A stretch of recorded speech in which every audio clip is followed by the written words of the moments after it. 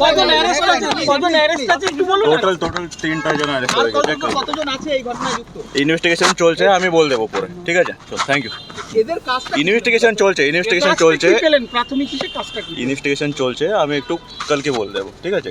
আমি রাজমিস্ত্রি কাজ করি, সকালে কাজে বেরিয়ে যাই, হচ্ছে 5টার সময় আসি। এখন কি করছে না করছে আমি তো জানি, অনলাইনে কাজ করে, এইটুকু আমরা জানি। কতদিন ধরে এই কাজ করছেন? এই 2-3 বছর ধরে কাজ করছে। এই নিজের দোকান আছে? না, দিস দোকান, ওই ভাড়া আগ্রের দোকান। একাই করতো? একা না, 2 বন্ধু মিলে করতো, বাপি আর ওই বাপি আরও? এই বাপি কে, কোথায় থাকে? বাপ এই তুতে পাড়ায় থাকে। বাপি কি ধরেছে? না, শুধুমাত্র আপনার ছেলেকে নিয়ে গেছে? ছেলেকে কি কখন এসেছিল কালকে রাতে? তা আমার তো ফোন করলাম তখন তো ও নিয়ে গেলে, তখন তো 9টা 9টা 9:30 এরকম বাজে। দোকান থেকে? দোকান থেকে। কি কারণে নিয়ে গেছে কিছু? না না, এখন কোনো কিছু জানতে পারিনি। কতদিন ধরে এই কাজের সাথে যুক্ত ছিল, না কতদিন ধরে এই কাজ করছিল? এই তো আধার কার্ড, এই 2-3 বছর যেখান থেকে দোকান করছে সেখান থেকে আধার কার্ড করতো। আধার কার্ড না, কি করে দিত সেটা বলতে অনলাইনে যেসব কাজ করে সেই সব কাজ। আধার কার্ড, ভোটার কার্ড, পাসপোর্ট? আমি সেসব যাইনি, আধার কার্ডটা জানি অনলাইনে যা কাজ করতো, যাবতীয় কাজ করতো, সমস্ত কাজগুলো করতো অনলাইনের কাজ। এইটাই আমার। বাপির সাথে পরিচয় কতদিন? বাপির সাথে বলতে পারবো না, ওই 2জন মিলে একসাথে দোকান করে। দুজনেই পার্টনার? আমিও বিষয়টা সকালবেলায় জানলাম। এই কৌশিক আমাদের এই খেজুরতলার এখানেই বাড়ি ওর। ওই চাদুর মোড়ে একটা দোকান নিয়ে সাইবার ক্যাফে করে ওই বিভিন্ন অনলাইনের কাজকর্ম করত।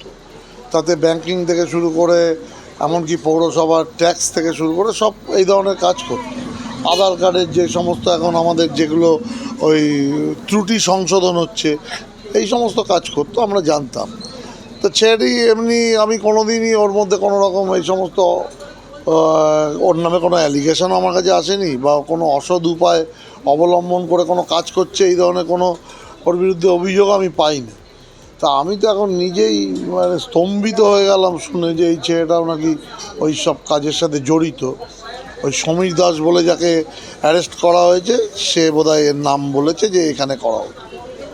এখন তো মানে আমাদের একটা আতঙ্ক তৈরি হয়ে যাচ্ছে সাইবার ক্যাফে নিয়ে, যে সাইবার ক্যাফেতে মানুষ এখন প্রতিনিয়ত মানুষকে যেতে হয়, কেননা সবই এখন অনলাইন হয়ে যাওয়াতে আধার লিঙ্ক থেকে শুরু করে ফোনের লিঙ্ক থেকে শুরু করে সবাই আমরা সাইবার ক্যাফেতেই দৌড়াই।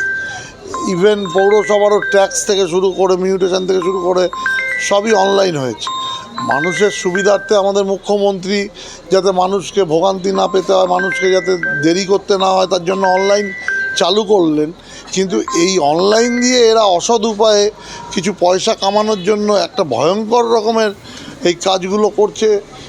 তো প্রকৃত দোষীদের একদম আমরা চাই কঠোরতম শাস্তি হোক, এবং অবিলম্বে এই সমস্ত কাজ যারাই করছে তাদেরকে অ্যারেস্ট করা।